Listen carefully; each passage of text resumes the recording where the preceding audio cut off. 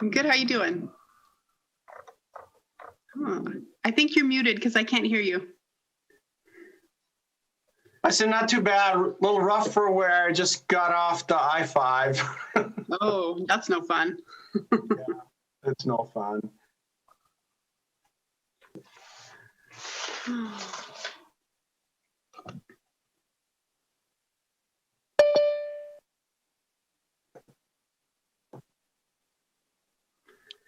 Where's everybody? Oh, it looks like they're logged in, but being shy. Yeah. I love your location. Oh, thanks. I wish, right? Just sitting in I gotta come up with something.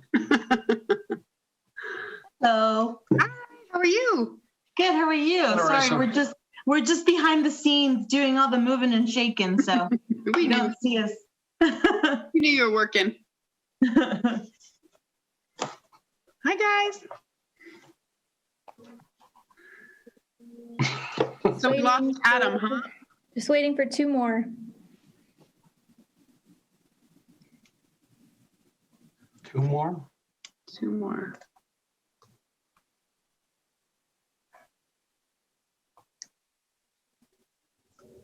Are there more commissioners on? Is it just the two of us so far? There's Oh no, we have Cedric. Commissioner White now. Oh, there we go. Okay. Yeah, we have Commissioner White, and we need one more to have a meeting. And both of them said they would be here, so we'll just give them another few minutes. So what's our total now? Are we down to 5? I believe so. Yeah. Lost Yes. Adam. Oh, darn it. We liked Adam. We like everybody. No, of course we like everybody, but we lost him and we like him. Yeah. Right. Commissioner Fahey just signed on, so we can start whenever you guys are ready. Okay. The regular meeting of the Architectural and Design Commission, please come to order. This meeting is being conducted telephonically pursuant to Governor's Order N2920. All votes will be taken verbally by the recording secretary. Recording secretary, may we have the roll call and your announcement? Sure. Commissioner Wiley? Here. Commissioner White, absent. Commissioner Fahey? No, White is here. Oh, I'm sorry. Commissioner Wiley is absent. Commissioner White is here. Commissioner Fahey?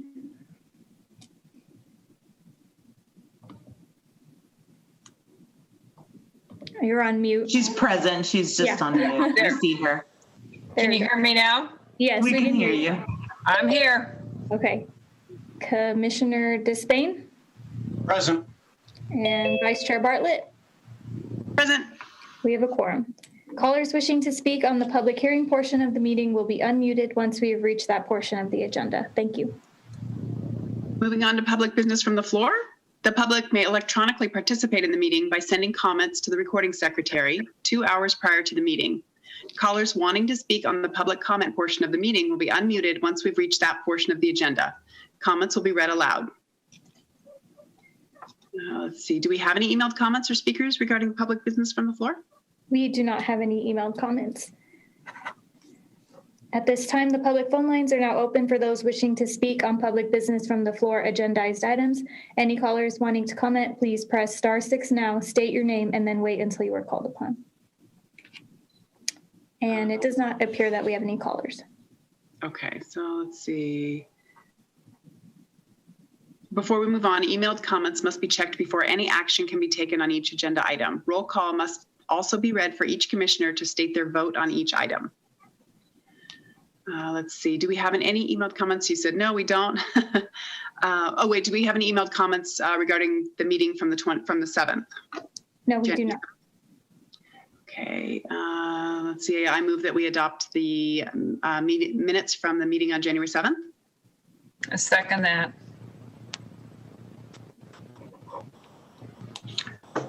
I'm going to abstain because I was not present. Do we need to vote, Danielle? Yes, Commissioner White?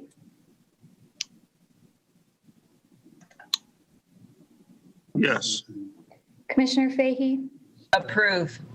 And Commissioner Bartlett? Approve. We do not have a quorum for the items. So Commissioner Despain, you may approve or not approve. Well, I'd have to look them over, so I guess I don't approve. Okay. And that's fine. You can look them over and we can continue the minutes to the next meeting. Okay. The next item on the agenda, sorry. So I have homework now. The next item on the agenda is site plan review number 20-04. Can we hear the staff report, please? Yes.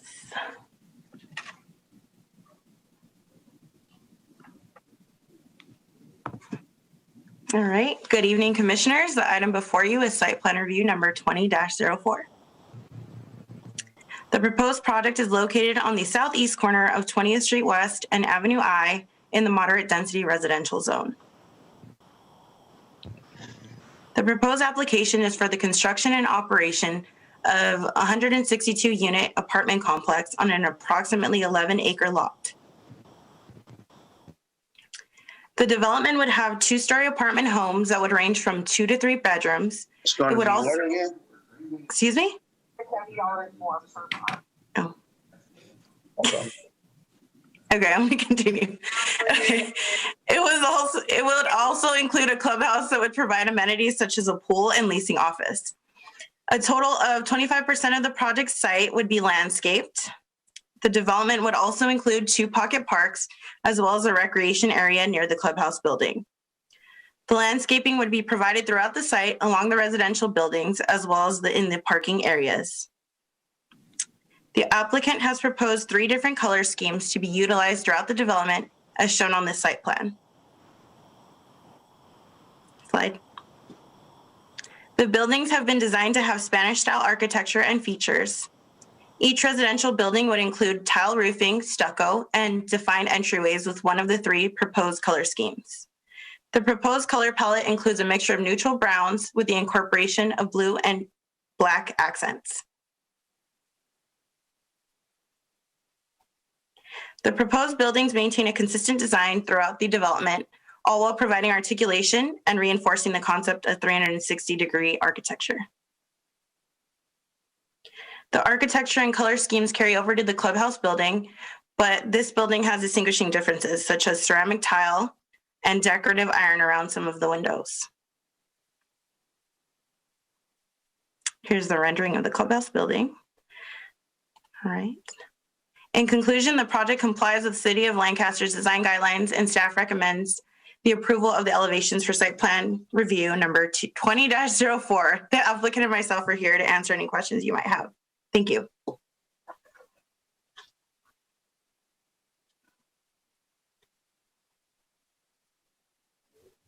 Do any commissioners have any questions?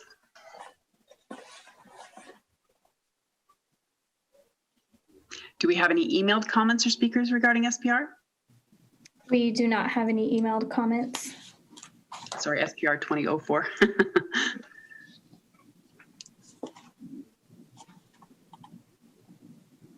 The public phone lines are now open for people wishing to speak. Any callers wanting to comment, please press number 6 now, *6 now, state your name and wait until you're called upon. Speakers are limited to 3 minutes each. It does not appear that we have any callers. Okay, if we have no questions about the project, any comments? Anyone? I think it looks like a great project, and we definitely need the housing. I move that we approve the SPR 2004. I'll second that. And we'll need to vote. Commissioner White? I second that. Commissioner Fahey? Commissioner Fahey?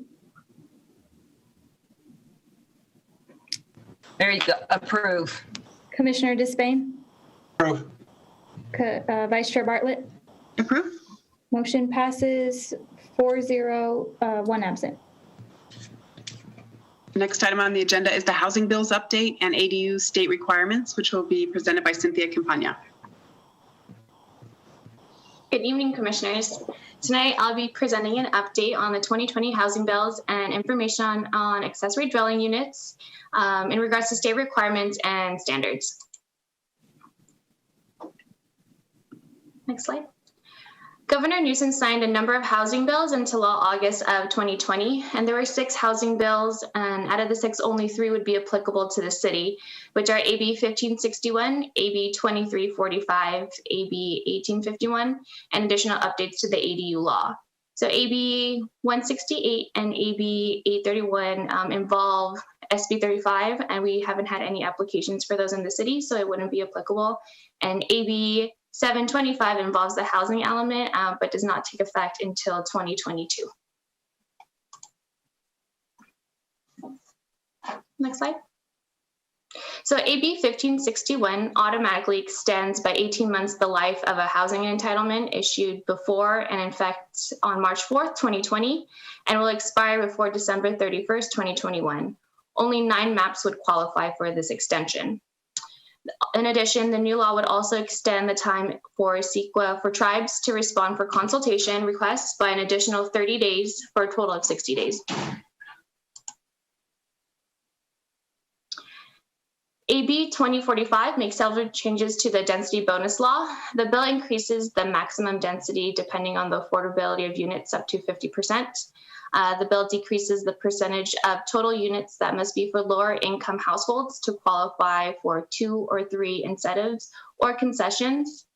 There is a decrease in parking ratio for developments with 2 to 3 units from 2 parking spaces to 1.5, and there is no parking requirements for rental senior citizen housing if all units are affordable and lower income.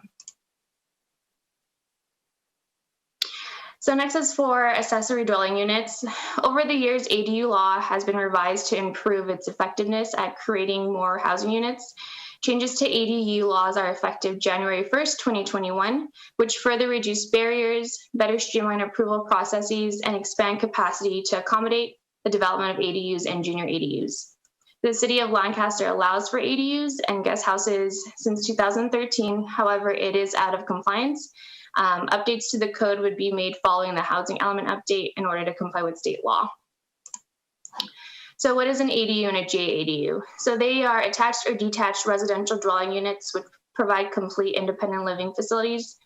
So a few variations are detached and attached, a converted existing space, or a junior ADU, and these units may be rented. I just want to emphasize that ADUs and junior ADUs are state required, and cities are mandated to allow for ADUs in residential zones. So this includes single family and multifamily zones. The next couple of slides, I'm going to show you the different types of ADUs. So the first one here are conversion of existing spaces to ADUs. So examples are like garage conversions or covered patios. The size is limited to the existing space. It may be expanded up to 150 square feet. So there are no setbacks required if the ADU is constructed above an existing building. And the parking, there's no parking requirement for a conversion of an existing space. The next type of ADU is new construction for an attached or detached ADU. So the setbacks are 4 feet for the side and rear yard. The maximum square footage is 1,200 square feet, and the max height is 16 feet. One parking space is required unless the property is located within a half mile of public transit or 1 block of a car share vehicle. And the exhibits there show the different types of ADUs. Okay. So next are junior ADUs. Junior ADUs units are created out of proposed or existing living space of a single family dwelling with a maximum size of 500 square feet. JADUs had requirements to have an interior entry to the main living area and to provide an efficiency kitchen, but with the new laws that passed in 2020, those requirements have been removed. In addition, JADUs can be combined with a detached ADU. ADUs are permitted in multifamily zones. So a project can either convert existing structures or have new construction, but they can't have both. So they can convert portions of the existing multifamily structure that are not used for livable space, such as like storage rooms or garages, mechanical rooms, attics, basements to ADUs. at least one ADU can be created through this method and up to 25% of the existing unit count. So for example, if you have an 8-unit apartment building, you can have, you're able to add up to 2 new ADUs by converting the existing non-livable space. Or you can have, for property, you can have 2 new ground-up attached or detached ADUs, but they would have to comply with the development standards with 16 feet in height and a 4-foot rear and side yard setback. So other state provisions and incentives, fire sprinklers are only required if the main residence requires them. Impact fees are not charged for ADUs less than 750 square feet, and owner occupancy are only required for junior ADUs. Here is a graph of the ADU applications that planning has received from 2018, 2019, and 2020. In 2018, we received 20. In 2019, we received 25. And then we had a spike in 2020, and we received 44 ADU applications. That concludes my presentation. Staff is available for any questions.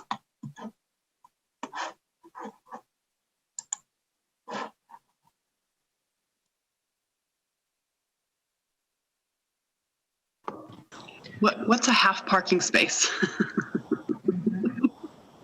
You can only put half of your car there? I don't know what a half parking space is. Hello? It's a scooter. For a motorcycle or something, I guess? Yeah. No, it's just a really bizarre parking ratio that has been established, and you see in ordinances in other cities, and it's meant, there's no real reason why it's a half, because even when you come to a half, you usually round upward. So it's just a bizarre formula that is created over time by the profession, that, you know, it's just a formula. There's no real reason behind it. Cynthia, would you agree? There's no other. Yeah, when you do the calculations, you're gonna have to round up. So that's just a number they have when they put it in the bills. Cynthia, thank you for the presentation. Is it possible for us to get a copy of the slides and possibly have it inputted into the design guidelines? What do you think, Larissa? Well, there's no need to incorporate it into our design guidelines because it's already in our municipal code, parts of it. And as Cynthia mentioned, once we complete our housing element update, we will be updating our code. So our city ordinances have much more legal authority than our design guidelines. So it really doesn't have to live in the guidelines. The guidelines would be focused more around aesthetics. Mm-hmm. As you know, it's looking at, architectural styles, architectural features. With these ADUs, it looks like there's none, correct? There's none that has been given as a directive from the state in any of the bills. However, we require as a city that the proposed units be designed to be compatible with the existing dwelling units, and that is language that would carry over. Well, that's what I'm wondering about. So let's say with the juniors where they're attached to the existing house, my expectations would be is that design would carry through.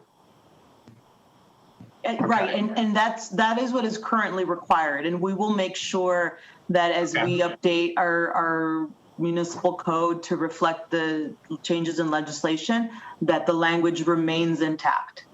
Okay. One last question on the junior. You said that they no longer require a separate exit and entry, that the occupants can enter through the house when they expand. Did I misunderstand that? So for junior ADU, it's within the existing house. Okay. And there used to be a requirement that you had to have access from the main house to the ADU. So that requirement is no longer there. So you can put up a wall and then you would have your own living unit within the single family home and have access from like the back or from the side. So like a duplex, it could totally be separated. That's correct. Okay. All right. So, Very good. yeah, so if you have if you're a resident in Lancaster and you have your own home and you have your own garage connected to the house, say, you can convert your own garage into an ADU. Is that right? Yes. Oh, boy. And I had another question, and it was a really good one, but I probably won't remember in time. But it was, I promise it wasn't too bad. Shoot. I'll spit it out if it comes to me.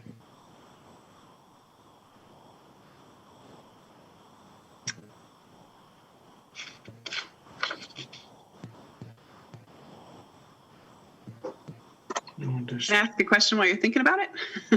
Yeah, we might just have to go on. Are the buildings that you buy, like the ready-made or prefabbed buildings, you see them on all kinds of advertisements, but are those applicable? Could you plop one of those down in your backyard and call that an ADU?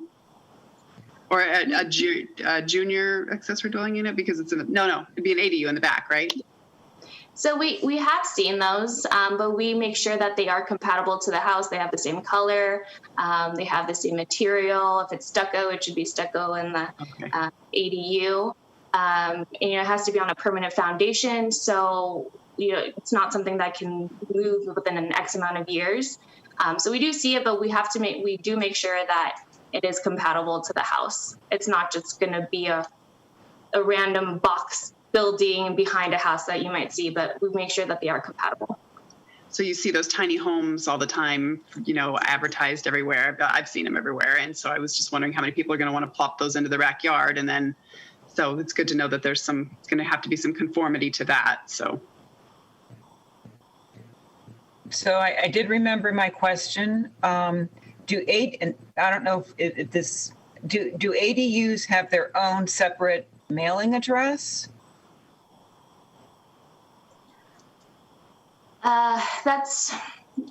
We have allowed them to have their own mailing address. I've seen it both ways for applicants who want the same mailing address and who don't. So it's not a requirement for ADUs, but if they do want one, they are able to have one. Okay. And typically what you see, Commissioner Fahey, is either it would be a half address. It's pretty typical of an ADU addressing system is you'd have, the address and then the ADU would be the half. And then if I'm the property owner, this is kind of going outside of the scope of our commission, so forgive me, but it's just curiosity. So if I'm a property owner and then I have an ADU, can I sell that ADU separately from my property? No, that is not. Yeah, it's not it doesn't become a for sale unit that is tied to the land, and it could be a rental unit, but you could not sell it independently. Okay, and then ADU. So does the ADU have to have its own independent plumbing system and electrical system? Like its own circuit box, its own, separate, pipes for the water or not? So they would have to have so it goes back to your addressing. A lot of these ADUs have like the half addressing. So then when people look at meters and for electrical, then they can go ahead and charge for the half address. So they could run it off the main house. They don't have to have their separate. Okay. Wow. Interesting. Thank you for the presentation. It truly is helpful. It's helpful. No problem. So the sizes, that was 500 maximum square feet for the attached, which was the junior. And then it's how many maximum square feet for the detached dwelling? 1,200. Total, 1,200 of that one. So you could have a total of 1,700 square feet added on if you did the junior and that one. Wow. Yes. Okay. And that's even on a track, like with a 7,000 square foot lot? Mm-hmm. Okay. Wow. I see so many issues with that, but obviously there's nothing we can do about it. Mm-hmm. Yeah, I agree. Yeah, and I would imagine, I mean, we saw kind of the beginning of it when the first ADU bills came down from the state, and I would imagine that we will continue to see housing legislation come down to local cities and you know, small lot subdivisions. That has not come down just yet, but I wouldn't be surprised if that starts to make its way into jurisdictions for sure. Wow. So with the current, are you aware with the current state history with ADUs and the junior accessory units, are there litigation concerns that have raised up? Have there been, you know, common community themes or problems around ADUs, or is it sort of a developing dimension in its own? Yeah, you know, I have yet to see or hear ADUs being problematic, you know, or any litigation either. You know, if anything, you know, I have seen one or two cases that were filed against cities for not allowing them. A case that comes to mind is Coronado. They recently were sued for not, you know, or they are in litigation right now for not allowing, and I don't know the specifics. They don't come to mind specifically, but I know that they were not in compliance with the bills, or they were in compliance, but they weren't implementing it as such. So, right. You know, if anything, cities are not complying, then we get slapped on the hand for that. But the units themselves being problematic or any litigation around that, I have not seen or heard of any of it at this time. Or anything about community concerns about traffic increase or, you know, the school impact on the schools at all? You know, we do hear that. We do hear about, you know, communities or concerns from the community, but as we've shared with the group this evening, it is entirely out of our hands. That is true. We have the directive from the state, and you know, a lot of the organizations and the lobbyists and the planning organizations, you know, they take a position on the bills as soon as they hear about them. You know, we take a position on certain things that we also oppose. It only gets us so far. You know, we try our best, and, you know, it boils down to whether or not the governor signs the bills or not. So, you know, even though we do hear the concerns and we try to share them as best as we can, it doesn't always go our way. Okay, well, I appreciate the topic and the conversation. They're very helpful. Definitely. We've opened a whole can of worms I had no idea about. So, wow. Right. Good luck to you. Well, thank you. We'll do our best to help as much as we can. Okay. Well, any other questions? So we did that. Okay. Do we have any emailed comments about any of the non-agendized items? No? Okay. Scrolling right along. We stand adjourned to the next Architectural and Design Commission meeting on Thursday, March 4th at 5 p.m. Thank you. Good evening. Thank you. Good night, everybody. Have a great day.